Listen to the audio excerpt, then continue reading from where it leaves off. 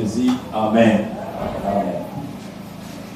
Sans plus tarder, Le le modérateur m'a dit que je devrais commencer à 8h55 pour servir à 9h45, mais il fait déjà 9h juste sur moi.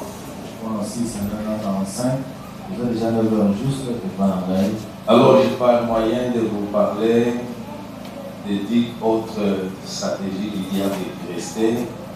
Tango nangai kolobela bino ba masengenya zomi osaka na lengeli ezali te. Alors, à la prochaine, nous allons continuer. Tokokoba na yango ata maleko ya sima. Où le pasteur lui-même viendra continuer avec ça. Tope pasteur yemoko akoya kokoba na yango. Nous vous saluons au précieux de Jésus.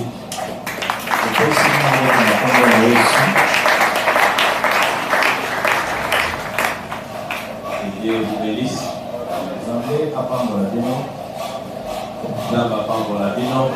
Amen. Mungu bariki.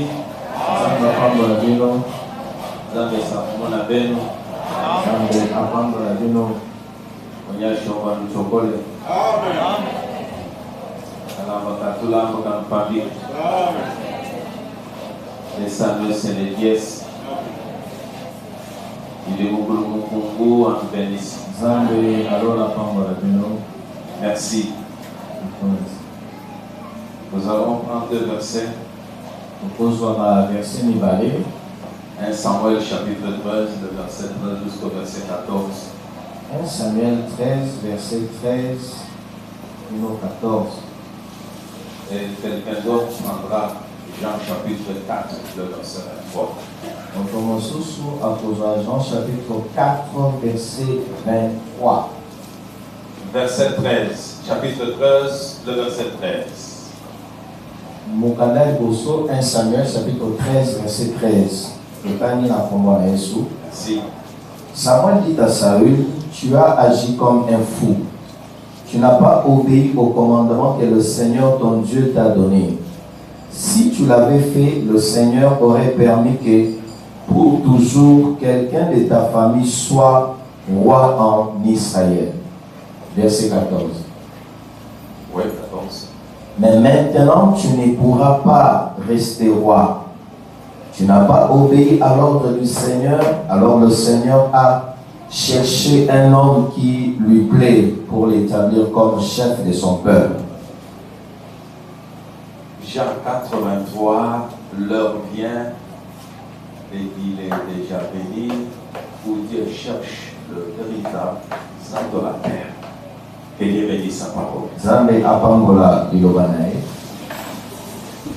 De nouveau, merci notre Père Céleste pour ce temps que tu as permis que nous puissions nous tenir debout devant ton peuple pour parler de ta part. Nous voulons que tu nous enseignes ce matin, car tu es en train de chercher un homme qui peut faire ta volonté. Et nous voici, Seigneur, comme Esaïe nous disons, nous voici, Seigneur, envoie-nous. Merci, Père, et ta grâce comble chacun de nous. Au nom de Jésus, Amen. Amen. Ce matin, nous voulons parler des hommes selon le cœur de Dieu. Un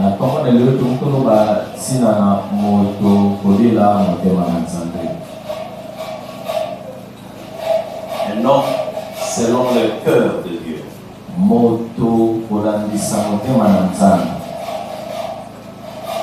Au premier épître, c'est le prophète qui parle au roi Saoul en disant il agit comme un insensé.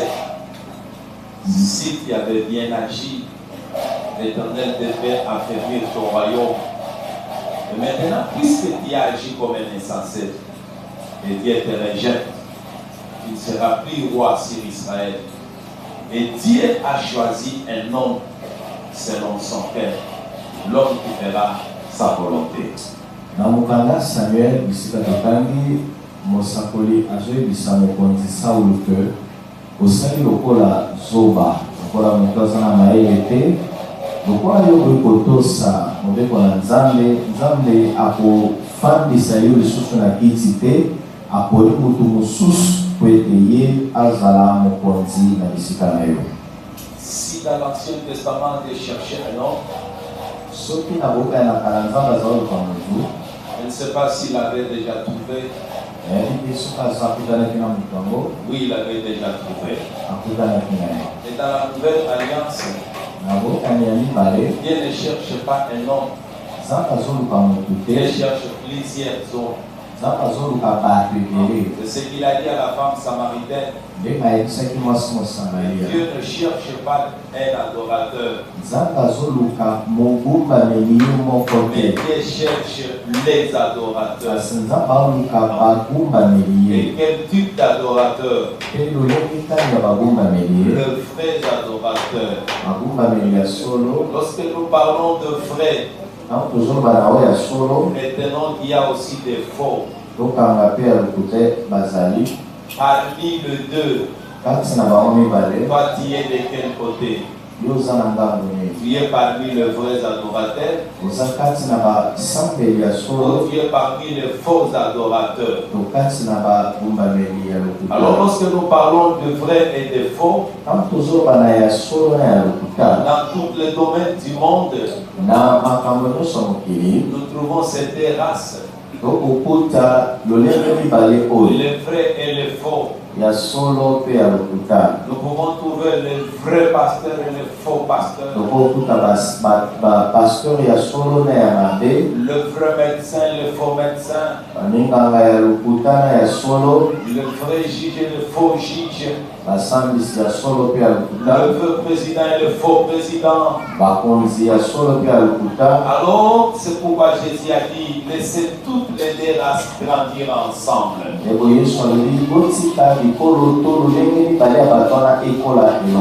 Ici, Dieu dit, j'ai trouvé un homme selon mon cœur. Retenez que Dieu n'a pas un cœur humain, mais Dieu c'est un esprit.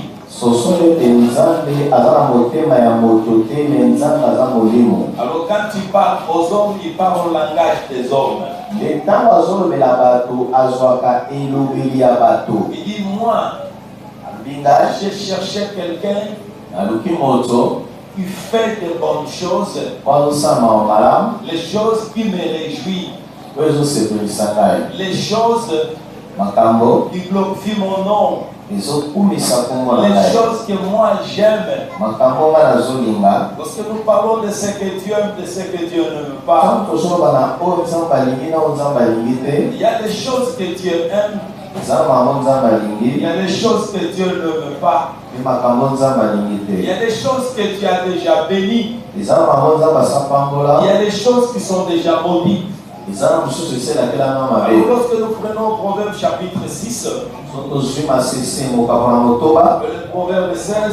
le Proverbe 16, consultez un peu vos Bibles. Est-ce que c'est pas 16, 6 ou c'est 6, 7? Regardez un peu. Proverbe chapitre 6, 16 ou 16, 6. Consultez un peu vos Bibles. Si ce n'est pas Proverbe 6, c'est Proverbe 6. Ça doit être Proverbe 16.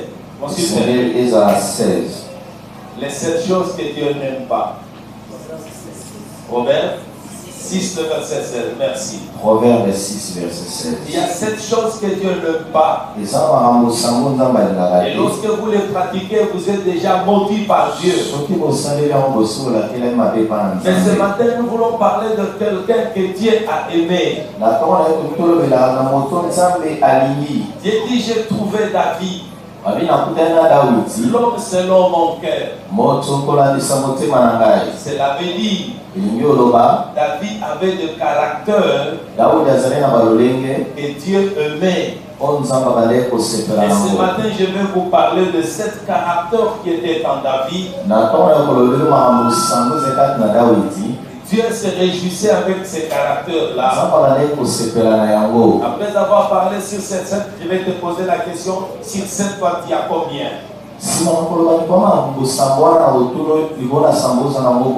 Aujourd'hui, vous trouvez les gens qui se disputent. Moi, je connais Dieu, toi, tu ne connais pas Dieu. Oui, il est bien de dire ça. Mais il y a des choses que Dieu aime. Et ces choses-là, Dieu est allé les trouver en David. Et c'est pourquoi il appelle l'homme selon mon cœur. Prenons directement ces 7 caractères. Premier caractère, David avait un cœur qui désirait Dieu. Un cœur qui cherchait Dieu. Un cœur qui marchait avec le nom de l'Éternel. Et c'est pourquoi il parle en Psaume 27. Le verset 4. Il dit, je te demande une seule chose. Permets-moi cette chose-là. Je cherche à demeurer devant ta présence durant toute ma vie sur cette terre.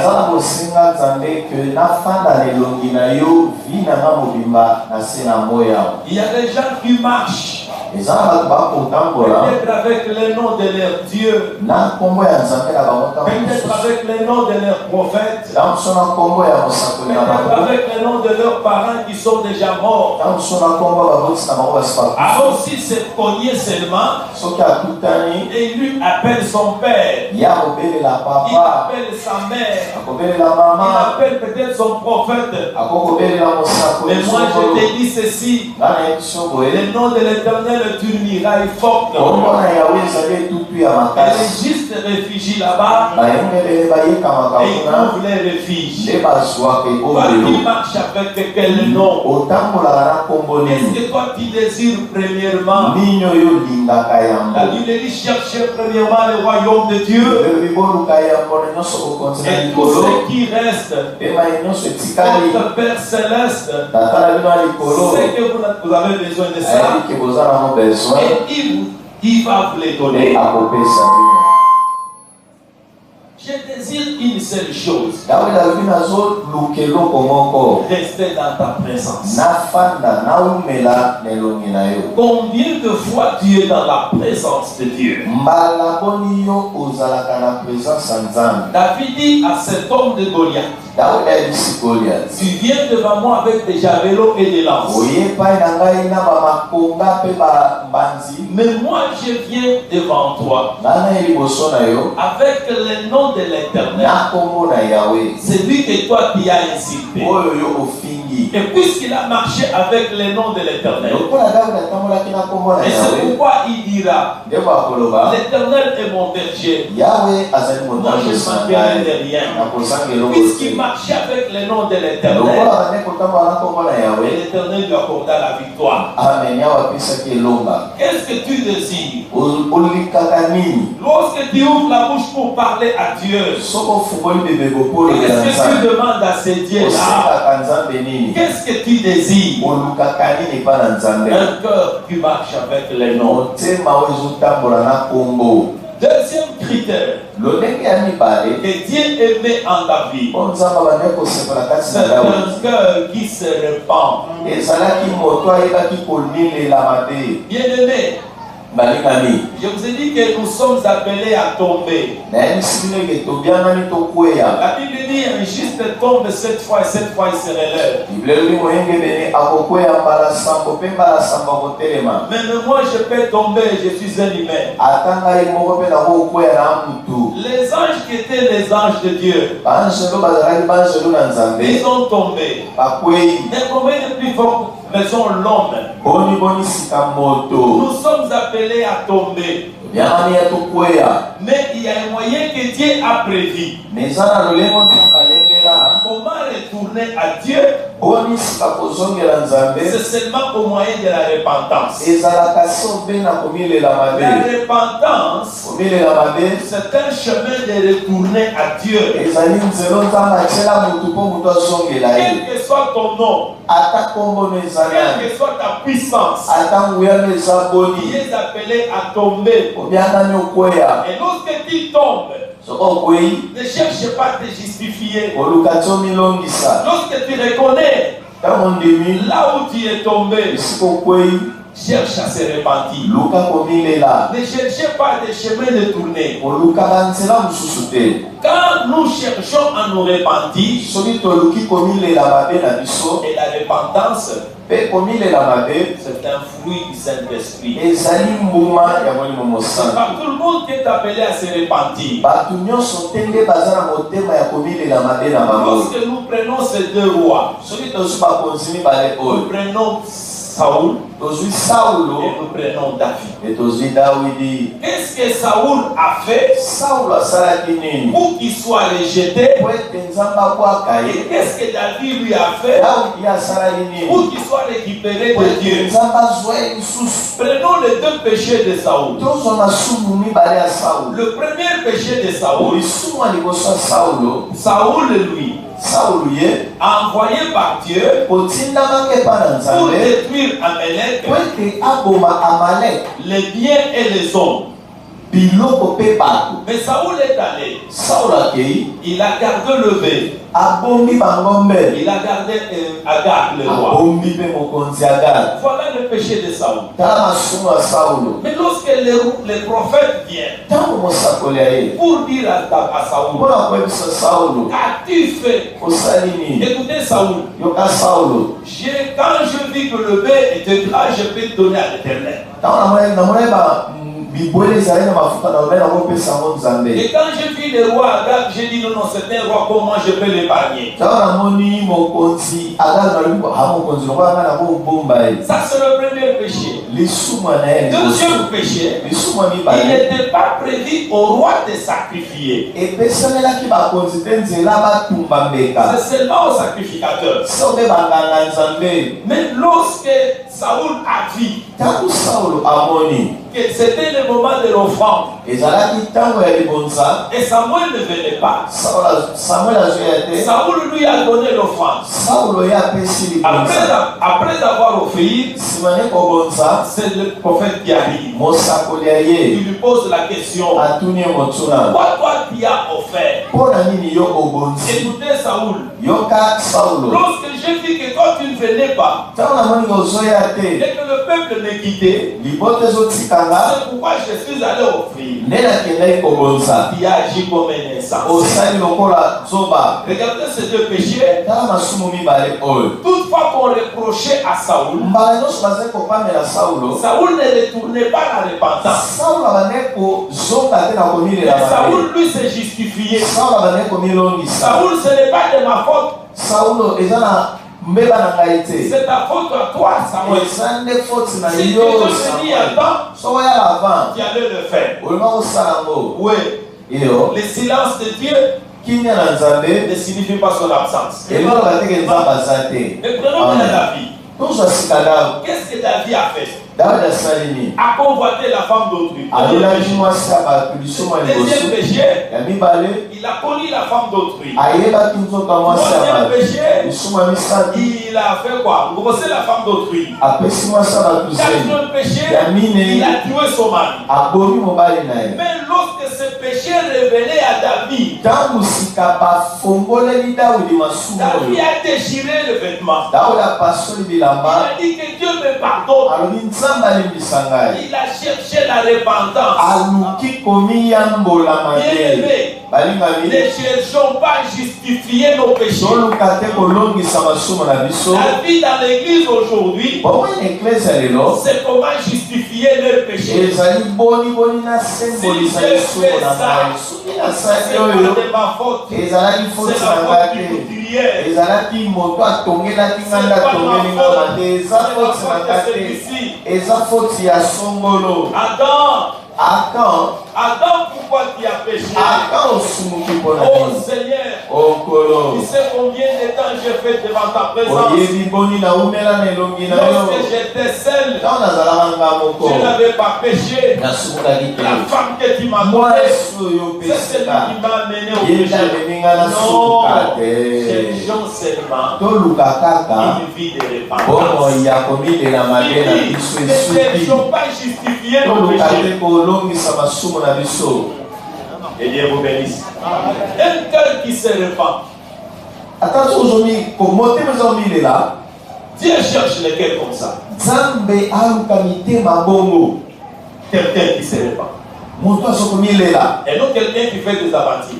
C'est moto sama seki. Mais quelqu'un qui se répand. Moto somile là na bosolo. Troisième chose qui était dans la vie. Ozeka tsanda uti. Un cœur qui ne se vengeait pas. Motemo ezali kolukate kozongisa mabe na mabe basali. Aujourd'hui, lelo c'est face à face, tête à tête, bouche à bouche. Eza mbunzu na mbunzu elongi na elongi. Si quelqu'un tu fais du mal, soki moto asali mabe, tu cherches de quelle manière tu peux te venger. okoraisonne oluki na kozongisela eloko asali na ndenge nini. Deutéronome 32, verset 35, l'Éternel dit, c'est à moi, laissez la vengeance à moi. Amen. Deutéronome 32, nzambe azoloba botika kozongisama te nga moko nde nasala ngo. Non, c'est l'Éternel qui pourra venger. Nzambe nde yawe yenda kozongisama Ne te. cherchons pas comment nous pouvons nous venger. toluka te lolenge kani na kozongisela oyo asali ngai. Et aujourd'hui, lelo les gens se vengent d'une manière ou d'une autre. bato bakomizongisela na bamabe na balolenge ebele. Mais je vous dis, elisi lino Saoul pour chasser David. saulo mpo etabengana dawidi. Maintenant, je vous pose la question. natuni bino mutuna. Pourquoi Saoul voulait tuer David? saulo alingaki aboma dawidi mpo na Qui nini? peut me donner la réponse? Pourquoi? nani akoki kopesa ngai eyano? Mbeba nini David asalelaka Saoul pour alandelaka ye Obomai. Le péché de David contre Saoul. lisumu nini dawidi asalaki pa saulo? Nous sommes là. tozali awa. Nous sommes là. Amen. Le péché de David contre Saoul. lisumu nini dawidi asalaki pa saulo? Voilà. Parce qu'il devenait populaire plus que ça. Il devenait, c'est ça le péché? Le péché. lisumu Le péché. oyo dawidi asalaki epai ya saulo eza nini? Il avait péché contre Saoul. Non, nous disons, il n'y avait pas de péché. asumukaki te pa Maintenant, je saulo. pose la deuxième question. Mais pourquoi il voulait le tuer? mutuna mibali kwani saulo badonga koma dawidi? Il était Une menace pour son règne. une menace pour son règne. C'est pas lui qui l'a rejeté, c'est pas David. David n'a pas comploté contre Saoul. dawidi te moto abengani saulo to asalaki nzambe mpo ya saulo. Il a compris que c'était lui qui devait le. Ah, il a vite compris que non. Moi, je suis un ex-oin. Le saulo véritable oin, c'est celui-ci. akomona alobi ngai saulo naza mopakolami mafuta na ya kala me mopakolami ya lelo eza dawidi. Le problème était l'option qui était si amen. finie. problème david e saul ezalaki lisumu te ezalaki sobe epakwa na nzambe likolo na dawidi. Comme lui est oin, lokola ye moi apakolami je suis un ex-oin. nga napakolama kala esila Comme ça, moi je vais le tuer. ngai fo nasali naboma ye. Il a abandonné son trône en Jérusalem. atiki ya ye kiti na Il a Jérusalem. fait 2000 km à pied asali 2000 km en na train de makolo pourchasser David. kolukaka mwana mobali oyo dawidi Il a oublié son trône akosani ngwende en cherchant toujours David. kolukaka dawidi. Et un jour, mokolo moko il tomba dans le filet de David. akwei na motambo ya dawidi. C'est dans 1 Samuel chapitre 24, 1 Samuel 24 le verset 13. verset 13. C'était comment? eza ndenge nini? David est allé se protéger dans un caverne. dawidi akotaki na kati ya libanga po ete abibomba. Juste au fond là-bas. aki na suka. Et Saoul vers le soir, saulo mpe na pokwa fatigué, olembaka il va entrer dans le même caverne. ye mpe akoti sobe na libanga wana mpo apema. David regarde de loin, dawidi atali na il mosika voit entrer Saoul. amoni na saulo ndenge azokota. Et David commence à prononcer son talent. nde dawidi abandi kotanga kobimisa maloba ya psaume 40. C'est là où David avait le psaume 40. Des places au psaume 40 à tous en place au Daoud a démis ça David a commencé à pleurer. Daoud a bandi kolela. Il parle à Dieu. Azolo belanzan. Fini. Ici. Si Saoul avançait jusqu'ici, ce qui Saoul a poussé à c'est ma mort. Ah ici, oufa. Écoutez, Yoka. Saoul avance. Saoul a poussé. Il dit, alors dit, je vais passer nuit ici. Nako lala a. Abner, le capitaine de l'armée, lui dit non. Abner mokonzi pina lobi te. Avançons jusqu'au fond là-bas. Mokonzi to poussa na suka libanga. Qui était au fond là-bas? Nana zalaki muna na suka. C'est David. David dit. Et David dit, David alobi. Seigneur, si tu m'abandonnes, Koloso otiki ngai. je suis fini. Na suki. C'est ici Eza. où je saurai Nde na koyeba. que toi tu m'as aimé. Yo lingi ngai. C'est aujourd'hui Eza lelo. où je saurai que toi tu m'as aimé. Nde na koyeba ke yo lingi Si ngai. seulement Saoul Soki kaka Saoul n'arrive pas ici, akomi awa je saurai na que toi tu koyeba m'as aimé. yo lingi ngai. Bien-aimé, Olingani. du coup, Na poasa Saoul dit, je vais dormir ici. Saoul alobi te. Kuna te na olalaka. Il passe nuit là-bas. Alali place azalaki. Et la nuit, Akutu. c'est David qui va dire à ce groupe, Daudi nda se alobi na mapinga na ye. voyons comment dort le roi. Tala ndenge kani bakoko mokonzi alali. Avec son troupe, Na basoda na ye. il regarde comment Saoul dormait. Atali ndenge mokonzi azogonfle. Et Joab, le capitaine de l'armée, qui dit à David, Joab mokonzi ali mpinga bisika witi. le temps est arrivé Ntango ekomi. où Dieu t'a donné ton ennemi. O nzambe apesi otala mongo na no nde nzambe apesi. Ordonne, Pesaka ntina. moi je vais lui couper la tête. Nga nazokaka etu. Écoutez Saoul, écoutez David. Yoka Daudi. Non, ne nous vengeons pas. Tozongisa mabe to Laissons la asala. vengeance à l'éternel. Totika nzambe moko Peut-être azosala. il ira mourir même au champ de bataille. Ntango soki ekufa ata na guerre. Mais que nos mains Maboko na biso ne touchent pas le loin. esimba te mopakola Ils ont coupé seulement la part de son robe. bakati eteni ya elamba na Il ye est parti. akei. Et le matin, Ntongo c'est Saoul qui sort le premier. Saulo ndabinunga liboso. Lorsqu'il avance un peu loin, Ntango akusani et moke David sortira. Daudi abimi. David crie, Daudi agani. ô roi, Mokonzi. qu'est-ce qu'il y a entre toi et moi? Nini kati na ngano tozowelela Cette nini nuit, cette na nuit, butu ya Dieu lelo m'avait donné. nzambe apesaki yo Je ngai ne peux pas toucher le roi d'Israël. nakoki te kosimba moto nzambe apakola À toi seulement avec ton Dieu, na yo kaka na nzambe na yo vous allez vous retrouver. bokokutana bino mbale na Mais nzambe moi, ngai je ne ferai rien de toi. na osali eloko te L'Éternel sera juge entre toi et moi. nzambe akozala mosambisi kati na yo na ngai Non, ne cherchez pas à vous venger. koluka te ozongisa mabe oyo basali yo Qui a pris quelque chose qui m'appartenait? nani azwi eloko ya ngai Seulement Dieu. nzambe Dieu seul connaît. nzambe nde Oui, ayebi Dieu seul connaît. nzambe nde ayebi Calme-toi. fanda kimia Reste sur place. fanda esika Et ozali l'Éternel combattra pour toi. nzambe akobunda mpo na yo Deuxième fois où Saoul tombe encore. mbala mibale saulo akwei C'est toujours dans Samuel chapitre 26. 1 Samuel 26 Ici, Saoul tombe encore de nouveau. awa saulo akwei lisusu mbala mibale David était à la montagne yango ezali na ngomba et Saoul, lui, est venu dormir sous la montagne. saulo ye aye kolala na se ya ngomba Et cette nuit, David dit, ah, si nous l'avons épargné première fois, mokonzi soki totikaki mokonzi Mais oyo pour baleleki cette fois-ci, mpona mbala nous oyo allons nous venger. tokomizongisa mabe asala Et yo David, yoka Daudi laissez la vengeance à l'Éternel. otikela nzambe ye moko nde azongisa Ne nous mabe vengeons pas. ozongisa mabe te Peut-être ntango mosusu il ira mourir au champ de bataille. akoki kokufa na bitumba Mais nous, biso nous ne touchons pas les loin. tokosimba te moto apakolama na nzambe Il a dit,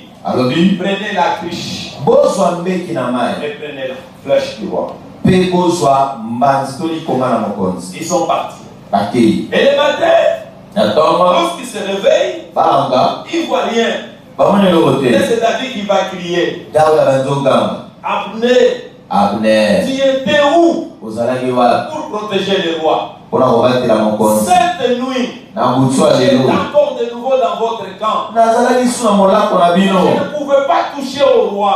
J'ai pris la cruche et j'ai pris la flèche. Et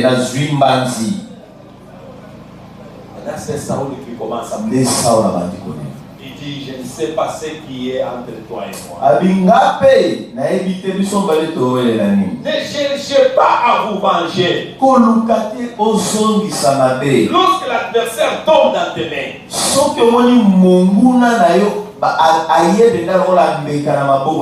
quelle sera ta réaction? Si toi tu te venges aujourd'hui, et l'Éternel ne fera rien, laisse l'Éternel. À lui la vengeance, à lui la rétribution. Quatrième des choses, un cœur qui ne se réjouit pas au malheur des autres.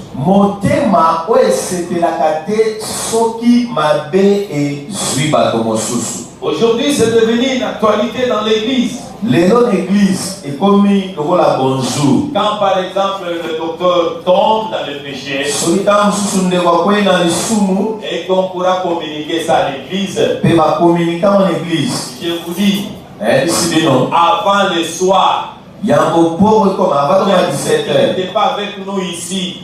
Même bateau le look par église té. Sora. Attends toi des 10 ans église à Royeba. Et aujourd'hui, à l'église, qu'est-ce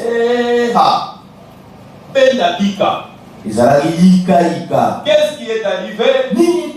Tu commences à évangéliser. Donc quand ton ennemi tombe, la Bible dit ne te réjouis pas. C'est ce que cet homme de Dieu est en train de dire.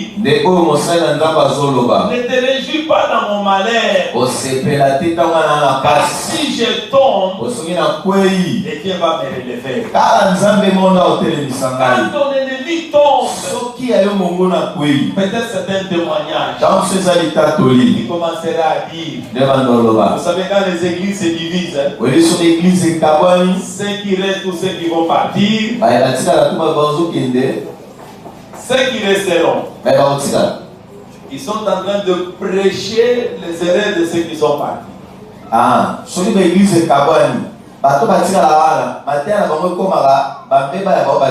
Ceux qui sont partis, ils leur prédication, les erreurs de ceux qui sont restés. Et quand il y a quelque chose qui arrive, une église est divisée comme ça. Et ceux qui sont partis, et la femme du pasteur a fait une fausse couche. Moi, si un pasteur, et c'était une prédication. Et comme il était à Mobimba, vous avez appris ce que Dieu, comment Dieu a frappé là-bas. Il a commencé à le frapper. Dieu va le frapper. Avec mon Dieu. Ouais. Ne te réjouis pas. Quand quelqu'un tombe. Si quelqu'un tombe, autant convenable. Dieu va relever. Et surtout si c'est ton ennemi, non, ne le fais pas comme ça. Il arrive quelque part un polygame. Et sa deuxième femme a donné naissance. Et la première a dit, voilà le temps où je dois me venger. Elle a préparé la nourriture. Elle a mis du poisson. Elle l'a mené à l'autre. Lorsque celle-là mangeait, la première dame l'a regardé. Dit en tout cas, dans son cœur, elle est en train de poursuivre.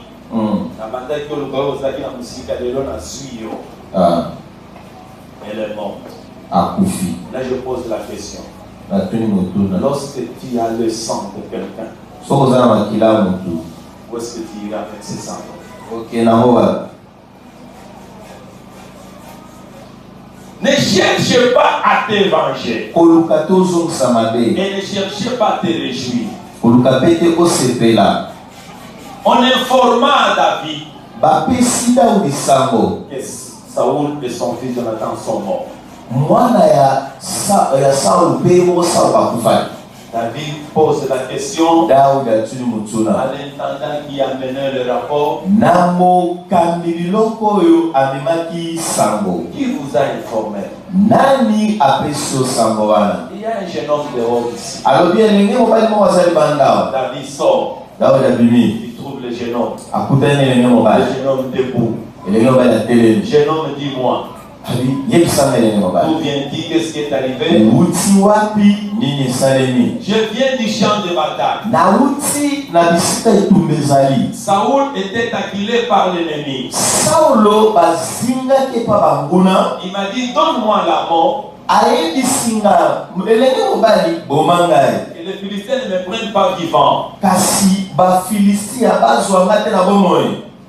Je l'ai donné la mort. Na bonie. David dit, David alobi qu'est-ce que tu as fait? osali nini? Je l'ai donné la mort. Na bomie. C'est toi qui as tué Saoul. Yondo bomi Il Sauli. dit, oui, c'est moi. Abe ezali ngai. David retourne à la maison David azongi na et ndako. David commence à pleurer. Abazolela. Oh montagne, Ngomba. pourquoi tu t'es permis d'avaler le sang des héros? Mpona nini osepeli komela makila ya bilombe. Qu'est-ce que les garçons attendaient dehors? Elenge wana bazali bana. Il a déjà donné l'information. Asapesi sango. Pourquoi il n'est pas parti? Akendaka te Qu'est-ce qu'il attendait? abandazala nini?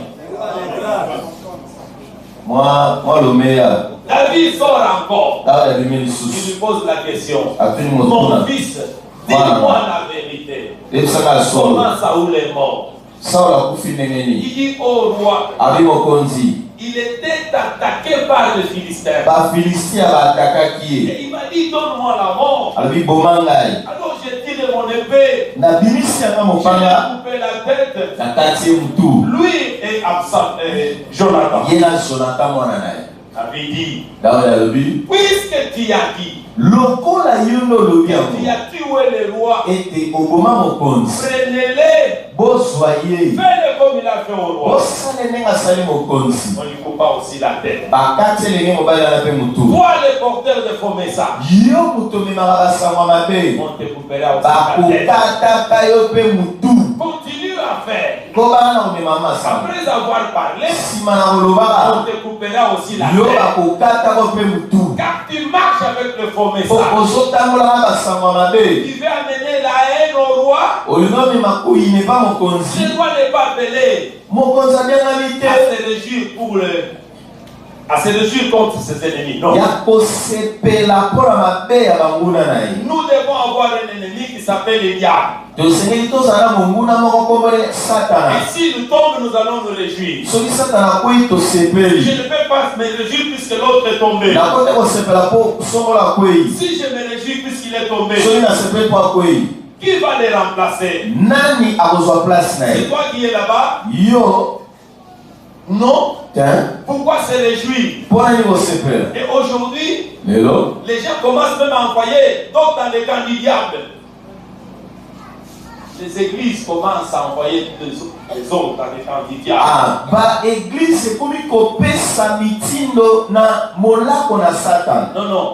L'église, comme nous sommes là. Église Si tu as péché, soko le osumuki pasteur dit, pasteur alobi alors tout le monde dit qu'on a dit ça, à Sumuki, église Botelema, Tozo Boaken, Maboko, Satana. Depuis que vous avez commencé cette église, vous pouvez montrer celui que Dieu vous a envoyé. depuis kobanda eglise ya bongo osomona moto satana mpo alobi atindeli bino bolakisanga mutu oyo Satana abwaka na maboko na bino mpo bino bozwa mutu awa bobwaka na maboko ya Satana.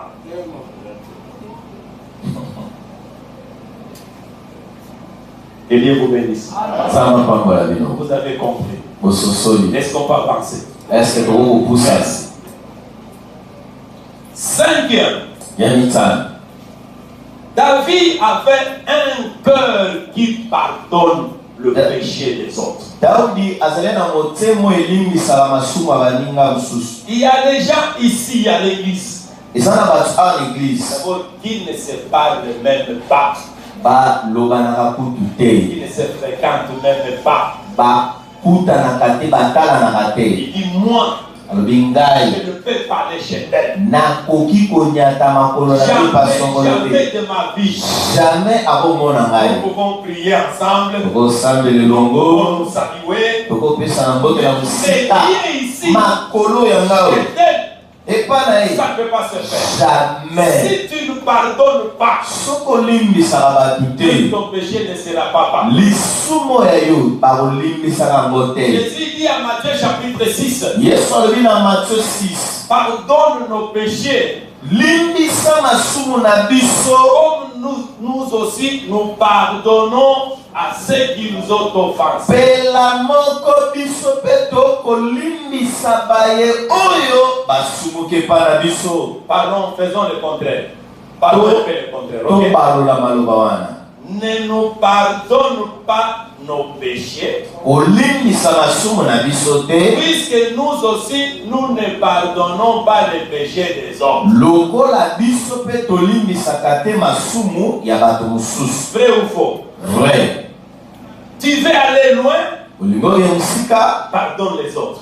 limbisa bato Mais si mosusu. toi tu ne pardonnes pas, Olimbisaka te. comment ton Père Céleste va te pardonner? Sika boni tata na likolo olimbiso. Les 4 piliers Ba makonzi minei qui peuvent faire oikoki kosala que le foyer soit stable, ete libota efanda kimia c'est le pardon.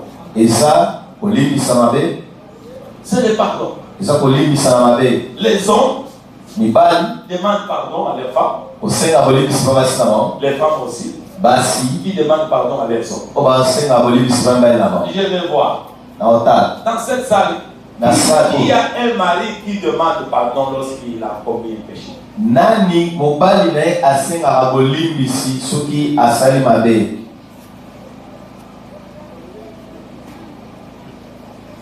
Et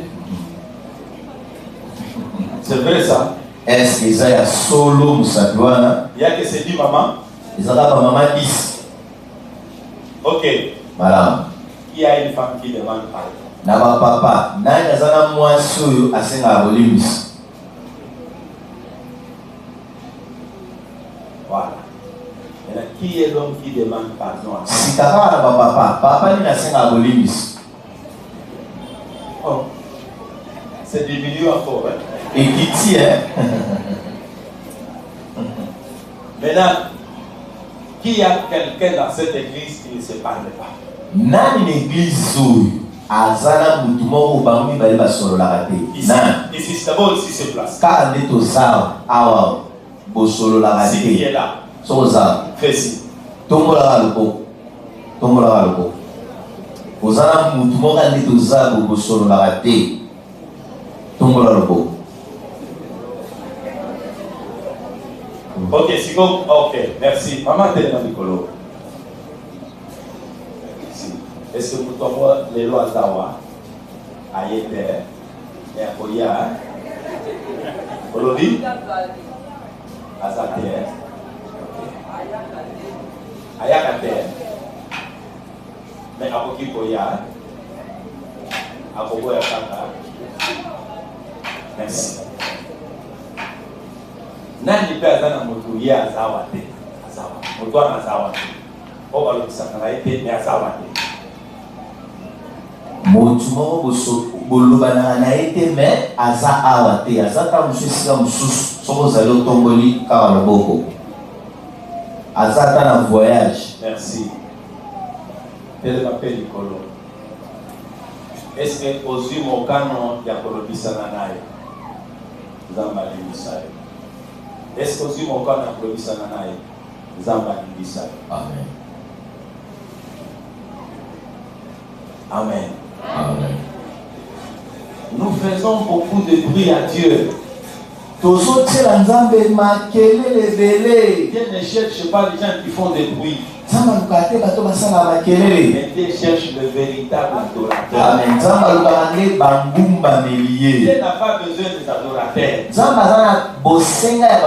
Non, oui, peut-être tu peux être parmi les adorateurs. Mais lui n'a pas besoin des adorateurs. Les adorateurs sont ceux qui pensent que si je ne vais pas à l'église, Dieu ne sera pas content.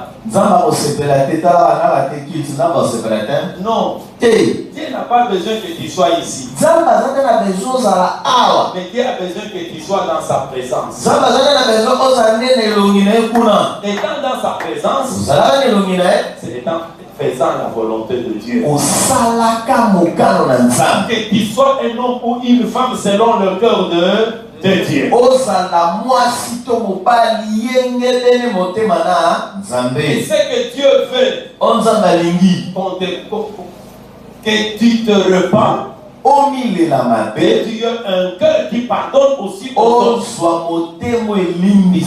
C'est toi qui ne pardonnes pas. Même Dieu ne peut pas aussi te pardonner. 6. Un cœur reconnaissant.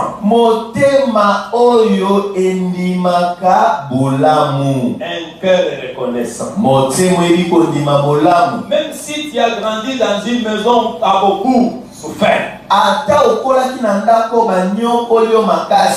Mais un jour, souviens-toi de cette maison. Sans cette souffrance, je ne devrais pas être ce que je suis aujourd'hui. Amen. La reconnaissance est un don du Saint-Esprit. Amen.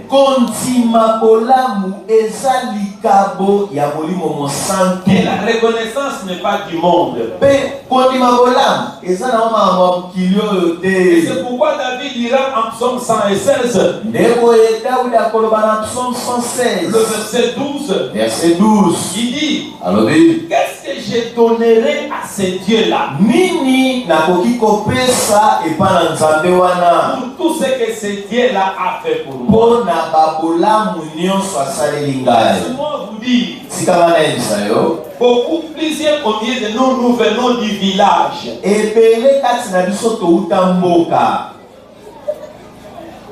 Plusieurs, j'ai dit plusieurs. Nous venons du village. Oh. C'est vrai? Nous venons du village. Et Belé, quand il a dit Soto Utamboka. Mosusu akadai kotamba na bandika na poche. Azolu kalibanga, soki na kuti libanga.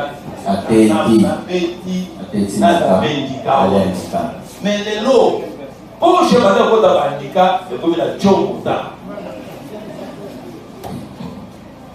Qu'est-ce que tu peux faire à ce Dieu-là?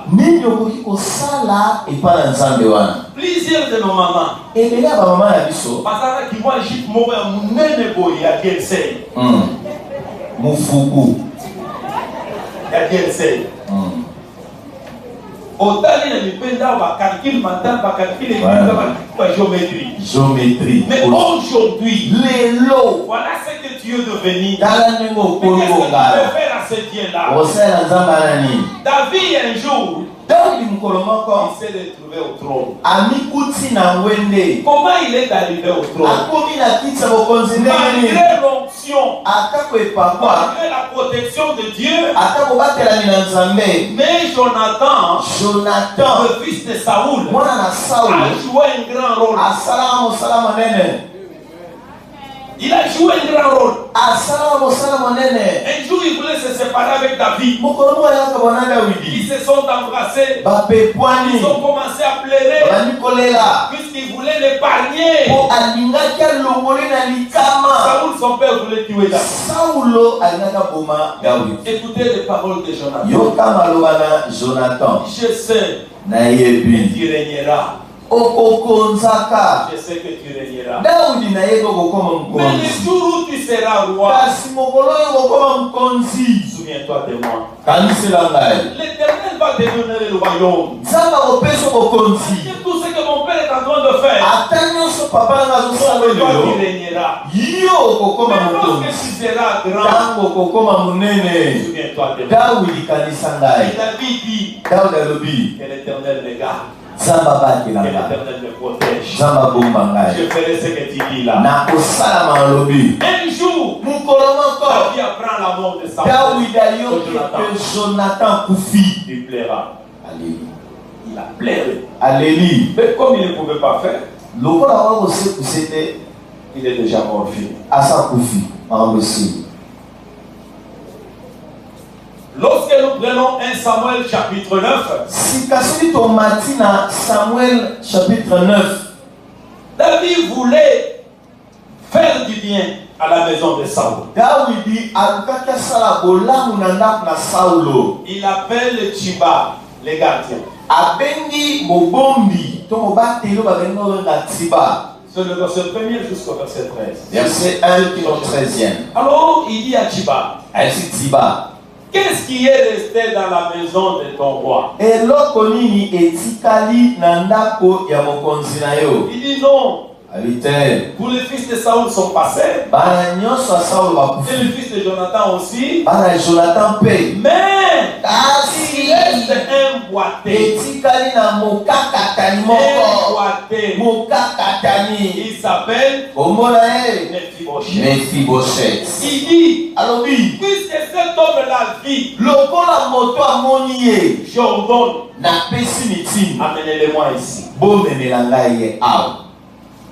Chiba a scellé son âme. Tsiba azwi punda na ye akangisi. Il est allé chercher Mephibosheth. Où c'est? Akikompa Mephibosheth wapi? À l'Odeba. Na Lodeba.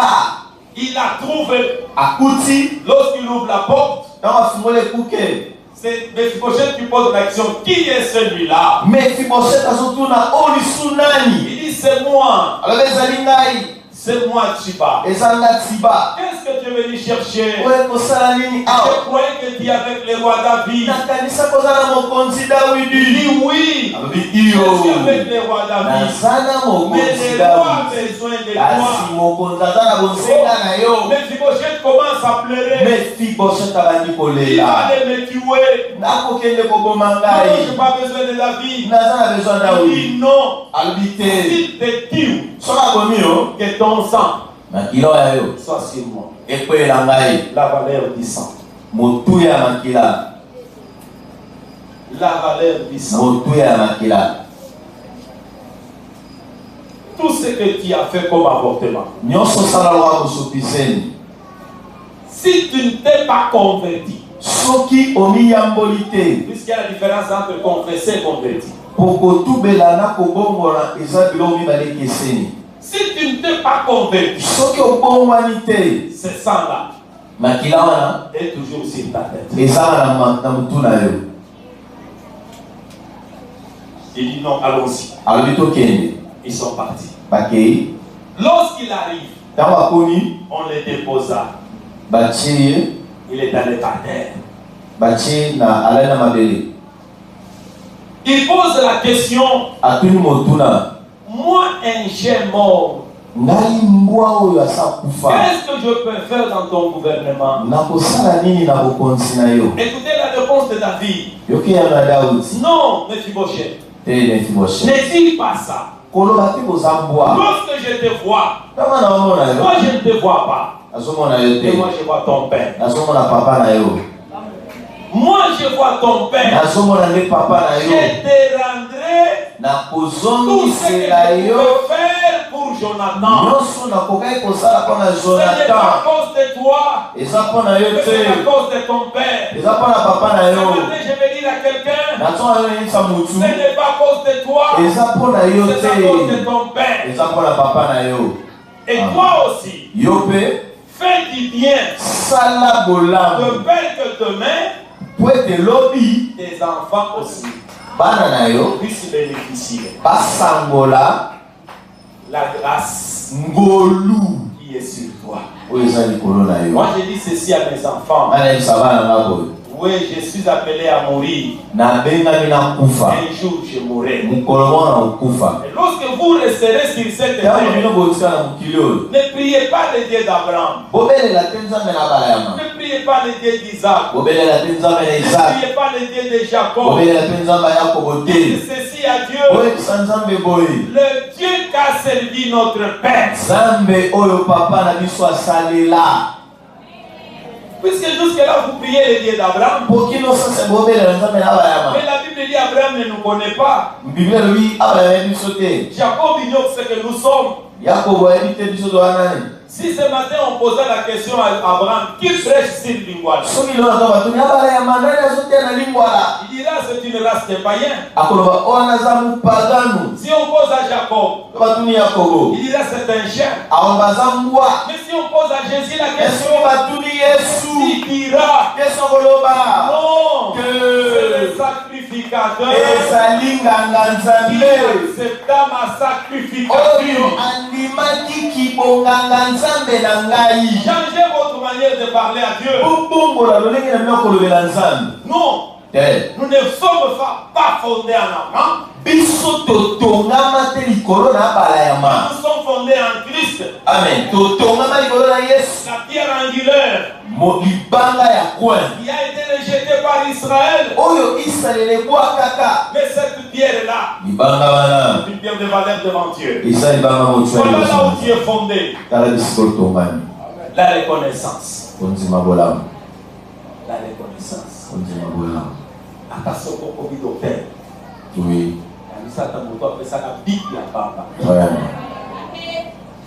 Dit qu'il y a 100 francs. Là, s'il y a quelqu'un qui t'a donné ça. Ok? Amen. Un jour, c'est pas si important. Oh, c'est et pour terminer, ça. 7e critère.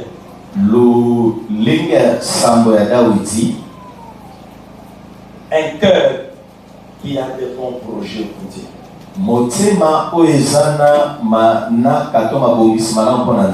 De Samuel chapitre 7. De Samuel 7. Le verset 1 jusqu'au verset 3. Verset 1 que le verset 3. Un jour, David s'est dit de lui-même. Moi qui suis un homme, je passe celui dans une maison bien barricadée, bien construite. Mais l'arche de l'Éternel, si je suis roi aujourd'hui, c'est à cause de cette arche-là. Mais l'arche de l'Éternel, parce que lui dans la tente, il appelle le prophète Nathan. Il lui informe son projet. Je veux construire une maison pour la Nathan dit, vas-y, que l'Éternel t'assiste. Et lorsque Nathan va aller dans la présence de Dieu, Dieu lui dira, j'ai vu le bon projet qui est en David. Namoni projet malamu David zanango. Va dire à David. J'accepte le projet. Nanzimi linakawana. J'accepte son projet. Nanzimi yango. Je suis d'accord avec ça. Nanzimi. Il commence à rappeler. Depuis les temps de vos pères, personne n'a songé. Personne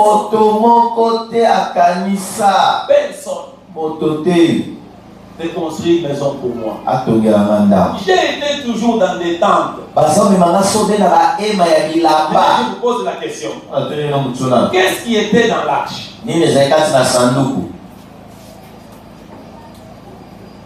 Vous êtes là? Oui. Nous sommes ensemble. Qu'est-ce qui était dans l'arche? Nini ezalaki na sanduku.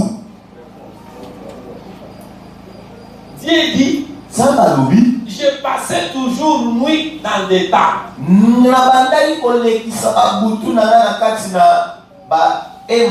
Qu'est-ce qui était dans la tente? Il y avait les cannes, il y avait la manne. Non, je ne pose pas la question sérénitaire. Je pose la question à l'église.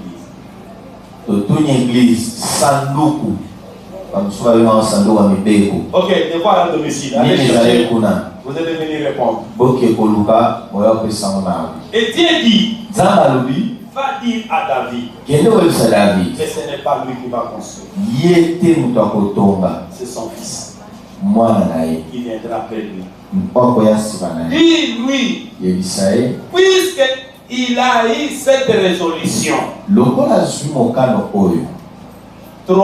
le trône là restera à perpétuité pour David. Le trône là restera à perpétuité.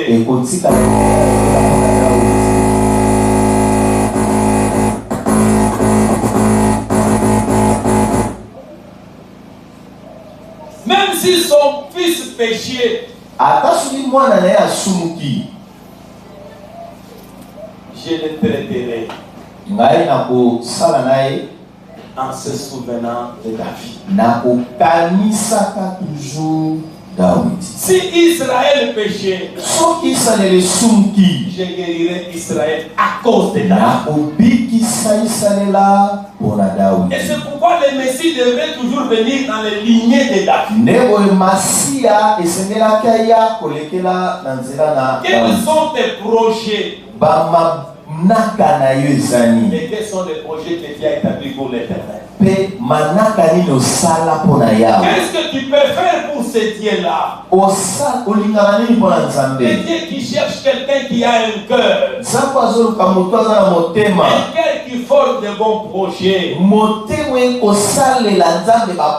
Qu'est-ce que tu peux faire pour ce Dieu-là? Pour que ce Dieu se souvienne de toi. Et qu'il se souvienne aussi de tes enfants. Ils disent non.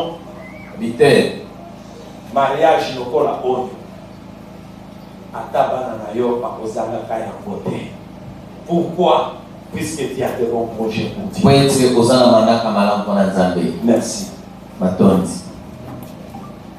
Nous sommes arrivés à la fin. Je cherche quelqu'un. Tu peux faire quelque chose pour son Dieu. Ce que tu peux faire, incline seulement ta tête.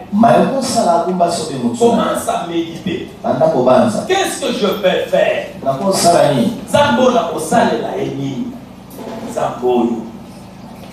Qu'est-ce que je peux faire à ce Dieu? Je peux donner 500, je peux donner 1000 dollars, je peux donner 100 dollars, je peux donner 50 dollars. Qu'est-ce que je peux faire à ce Dieu?